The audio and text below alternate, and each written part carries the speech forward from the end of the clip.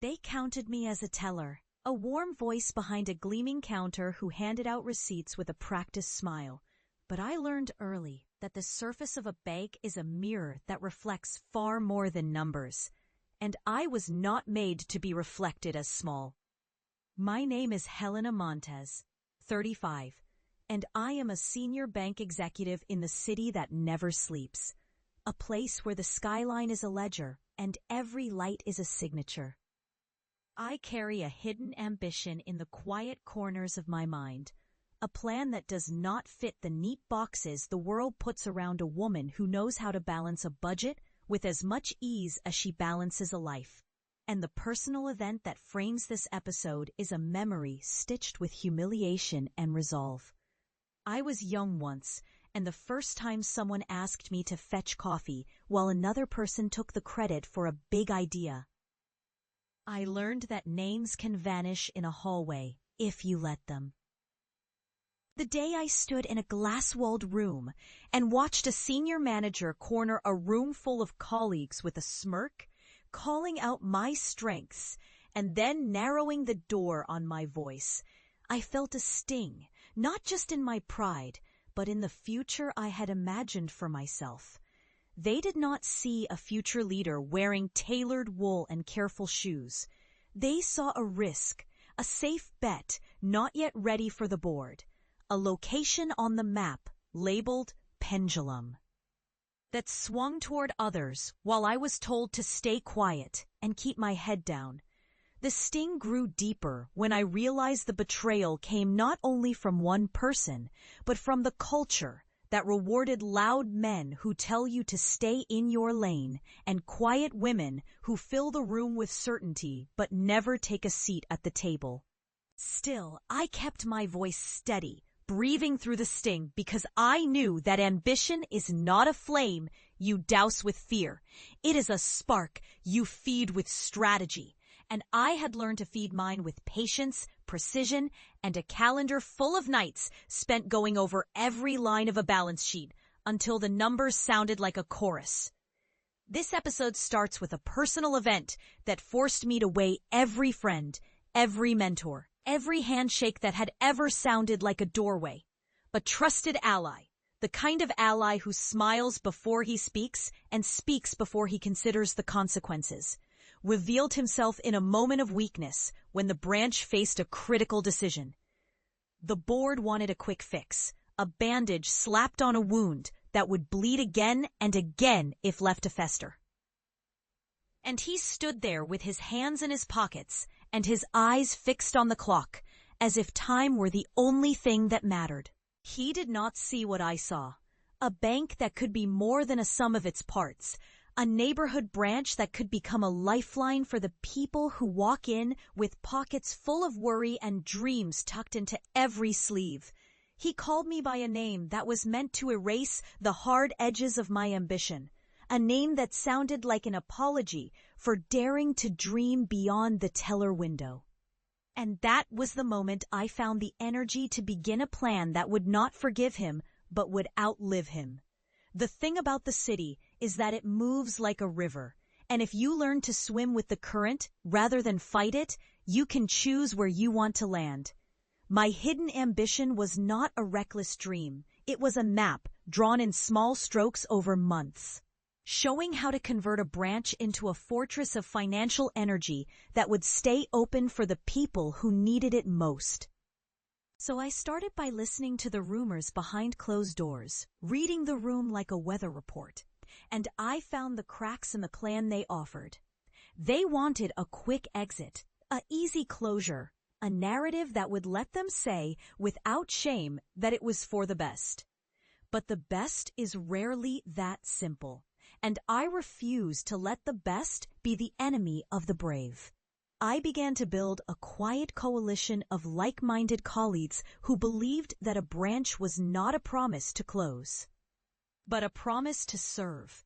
I did not speak loudly at breakfast meetings or write aggressive emails that would light a fuse later on. I spoke with careful questions and with action. I started taking on the most challenging accounts, turning small wins into larger ones, showing that I could carry the weight of responsibility without tipping the room into fear. I learned the exact moment when the room believed I had earned the right to speak, and I did not disappoint them. The plan required patience, a long breath held through several cycles of quarterly reports, and a willingness to take a risk that felt almost like stepping into quicksand and coming out with the right grip on the other side. The day we finally announced a new path for the branch, the room felt light, as if a storm had passed and left the air thin and clean. But the room did not know the pressure I had carried to get there. I did not reveal the full plan in that first moment. I let the numbers speak in a chorus of certainty while I watched the faces around me, studying who would stand with me when the wind shifted again. The plan was simple in its essence, but complicated in its execution. Transform a struggling branch into a model of community finance. Leverage a controlled buyout with a group of investors who believed in the neighborhood, and use the restructure to align the entire operation under one clear, purposeful leadership. It was not a jumble of schemes. It was a recognized path that honored every person who had ever given me a chance to pitch an idea, and felt why a woman could lead with integrity and grit at the helm. The moment I began to move toward that path, the old voices of doubt faded behind the dull roar of new possibilities, and I felt the first spark of something I had imagined for years, but kept quiet for fear of being misunderstood. If you love Helena's journey, like and subscribe to join her next chapter. The mid-story turning point came when the board, fearing a loss of control, pushed back with their standard warnings about risk and reputation. They asked who would guarantee the long view, who would stand by the numbers when people looked for someone to blame for the inevitable bumps along the way. I answered with a plan that stood on the bedrock of honesty and utility for the community. A buyer would step in not with a reckless grin and a loud voice, but with a disciplined audit, a transparent timeline, and a commitment to preserve the branch's original mission while upgrading its technology, its staff training, and its customer experience. I knew there would be a cost. In my mind, the costs were not financial alone. They were the tests of character that shape a leader. I remembered the cold nights spent alone in the office after the security guards had switched off the lights. The hum of the cooling system, a steady reminder that while fame might glitter, the line between ambition and cruelty is razor thin. The plan required me to reach across the table and invite a handful of dissenters to become partners in this new future, to prove that leadership is not a solitary ascent, but a shared ascent, and to demonstrate that the branch could stand as a beacon for stability in a market that thrived on risk and quick luck.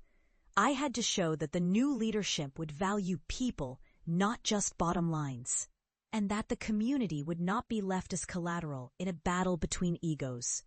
The execution unfolded with clinical precision, a choreography learned in the most difficult rooms. I negotiated with a careful, almost surgical hand, not with anger, but with a steady cadence of promises kept and deadlines met. There were late-night calls with the finance team, early morning visits to the branch to greet customers by name, and a parade of smiling staff members who believed again in the work they did every day. The previous director, a man who had once dismissed me with a slip of his tongue and a flick of his wrist, found himself outmaneuvered not by loud words, but by a plan that outpaced him on every front. The numbers grew stronger, not in denial, but in truth. The staff grew closer, not in fear, but in purpose. The customers grew more confident, not because they were given a shortcut, but because they saw a path they could trust. It was not about vengeance in its raw form, but about justice served in a cold, clean way, a calculated move that redirected power into hands that deserved it and rebuilt a community in the process.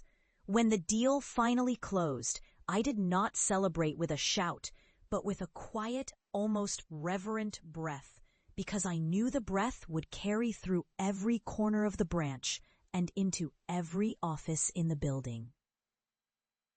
There is a moment at the end of a long night when the city outside is all glass and amber light, and the world seems to pause to listen to the quiet certainty in your chest.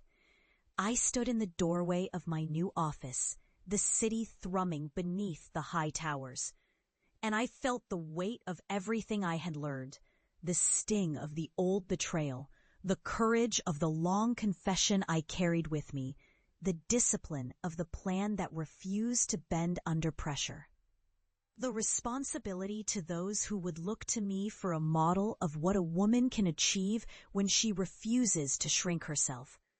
I thought of the whispers that had told me to be content with a seat near the window rather than the chair at the table, of the colleagues who doubted that a woman could hold a branch together with her own hands, of the fear that kept many smart women quiet, and I knew I would not be quiet anymore. The branch was mine now, not by force of anger, but by the quiet force of stewardship. And the people who had doubted me learned to trust a future built with honesty, not bravado. The victory, though hard-earned, tasted like a clean autumn apple, crisp and bright, with a hint of something clinical left behind. The knowledge that power can be a cold ally if wielded without mercy, but a warm ally if wielded with mercy and a precise sense of justice. And as I turned away from the view to face the work ahead, I allowed myself one more breath to savor the realization that the long patience of years had finally borne fruit. I had moved from the teller window to the helm of the branch, not by chance, but by choice. And in that choice, I found both the cruel truth of the world and the hopeful truth of what a determined heart can accomplish.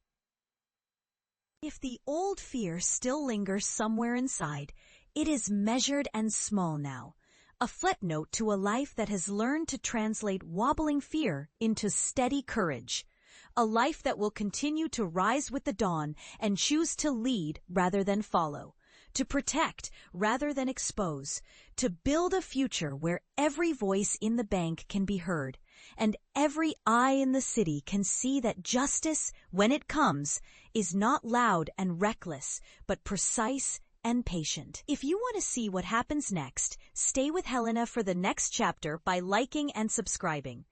The door is open, the lights are on, and the skyline waits for the next decision I will make, not in anger, but in clarity, not in revenge alone, but in a mandate to do right by the people I serve. I am Helena Montez, 35, and this is only the beginning of the chapter where a once underestimated voice becomes the quiet engine of a new era in a city that never stops listening. If you loved this journey, like and subscribe to join her next chapter.